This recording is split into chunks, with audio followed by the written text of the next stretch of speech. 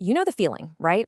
You're waiting on hold, dealing with some broken service, and it feels like your entire day is just being held hostage by a company that, well, just doesn't seem to care. It's so frustrating. But what if that frustration had a number? What if we could actually measure the damage?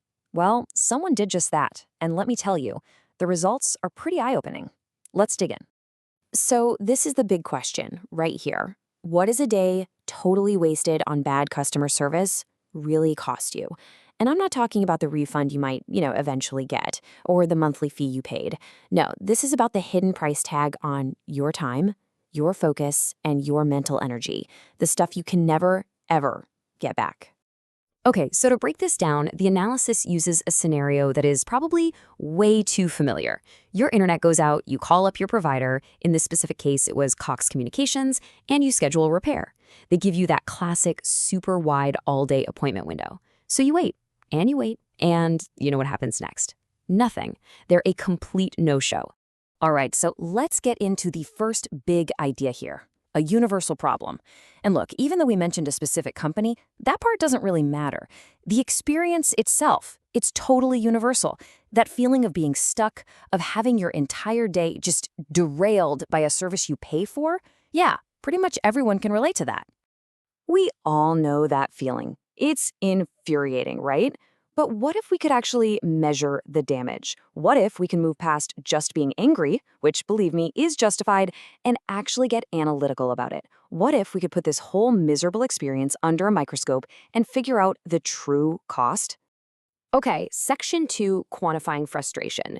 To do this, to actually put a number on it, the analysis introduces a whole new framework. It's basically a way to measure what feels totally unmeasurable, that mental drain you get from a really bad customer interaction. And it's called bit analysis. The core idea here is really cool. It says that the real currency in any interaction isn't just money. It's your cognitive resources, your time, your attention, your mental energy. Think of it like a mental bank account, right? Every single interaction is either a deposit or a withdrawal, and this framework, it measures that exchange in these little units called bits. So, here's the initial math. It's pretty simple. On one side of the ledger, you've got the bits you invested. In this case, that's the $89 for the monthly service. And on the other side, the bits returned. Well, since the internet was busted and the technician was a no-show, the value returned was, yeah, a big fat zero. So right out of the gate, that gives us our baseline return on investment, or ROI, a 0.0x return. You put your money in, you got literally nothing back. Simple enough. But here's the thing. As we're about to see, it's actually so much worse than just zero. All right, section 3, the anatomy of a failure. This is where we get into the real meat of it. This is where we start calculating the actual damage. We're going way beyond the simple service wasn't delivered part and into the specific penalties, the violations that just drain our mental and cognitive resources. And the first big one is called a sovereignty violation. And this is such a powerful concept. It's when a company basically seizes control of your entire day. You can't make any real plans, you can't focus on deep work, you can't even leave the house. Your personal autonomy, your sovereignty over your own time is just gone. It's being held hostage by their schedule or lack thereof. And according to this bit analysis framework, the cost of just that one violation is staggering, a penalty of over 1.2 million bits. Now, don't worry too much about what that number means just yet. We'll get to it. For now, just understand this isn't some small inconvenience. This is a massive withdrawal from your mental bank account. But the biggest cost of all, the real killer, is something called recovery debt. This is basically the neurochemical price you have to pay to get your focus back. See, after a day filled with disruptions and just pure frustration, you can't just flip a switch and get back into a productive flow state. It doesn't work like that. Your brain has to recover, and that recovery, it has a huge cost. And the cost of that recovery is just astronomical. We're talking a debt of 14.2 million bits. It's like the equivalent of a full system crash and reboot for your brain. This one penalty, this one cost, it just dwarfs everything else. Oh, and it doesn't stop there, not even close. The analysis points out how all these violations just pile up, one on top of the other. You've got the massive recovery debt, the cost of losing that creative flow state, the day being held hostage, the frustration from zero communication, and of course, the financial breach of paying for something you never got. Each one just adds to that total cognitive drain. So you have to ask, right? How does a failure this complete even happen? Well, the analysis does what it calls a protocol audit. And it's brilliant because it shows this huge gap between what should happen, professional standards, and what actually happened to the customer. I mean, just look at this breakdown. It's wild. On the left, you've got the basic professional protocol. In the middle, what should have happened. And on the right, what actually happened. The zero guessing protocol, it says you provide updates. Instead, total silence. Protect sovereignty, that means respecting the customer's time. Instead, they destroyed an entire day.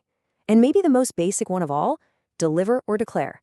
Either show up and fix the thing or call and say you can't. They didn't either. It was a complete systemic failure across every single core protocol. Okay, so all of this brings us to section 4, the real invoice. This is the moment we put it all together and compare what the company thinks the transaction was worth versus what it actually cost the customer. First, let's look at the company's invoice.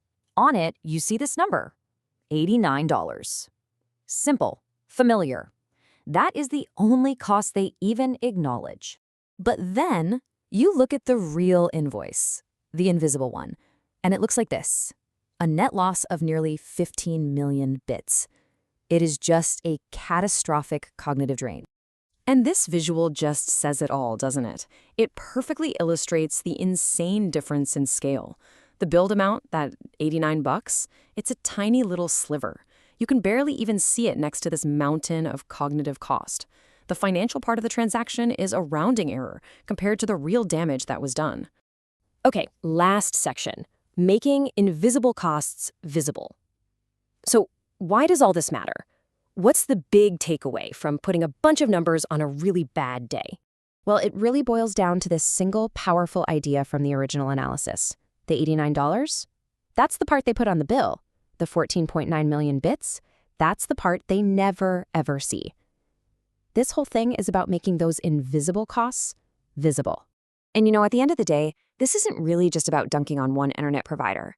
It's about giving us a tool, a new language, to actually value our most precious, non-renewable resources, our time, our focus, and our energy.